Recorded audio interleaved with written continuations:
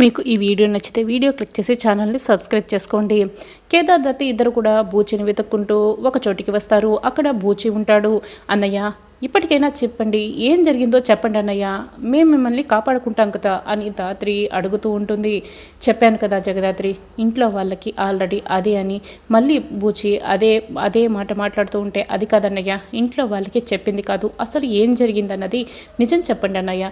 మీరు అబద్ధాలు చెప్తున్నారు, ఇంట్లో వాళ్ళకి అబద్ధాలు చెప్పారన్నది నాకు తెలుసు. ఇప్పుడు కాకపోయినా ఇంకాసేపట్లో అయినా సరే పోలీసులు ఈ నిజాన్ని ఇంట్లో వాళ్ళ ముందర పెట్టేస్తారు.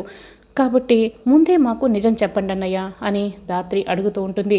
అవును, మీరు కనుక ఇప్పుడు మాకు నిజం చెప్తే ఈ నిజం ఇంట్లో వాళ్ళ ముందుకి నేను అస్సలు తీసుకురాం, మాటిస్తున్నాం అని కేదార్ కూడా ధైర్యం చెప్తాడు.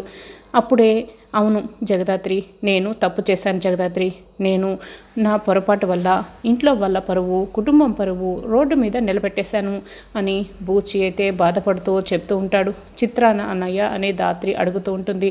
బూచి అయితే షాక్ అయ్యి చూస్తూ ఉంటాడు. చిత్ర గురించి నిజాలన్నీ కూడా ఇక బూచి దాత్రికి చెప్తూ ఉంటాడు.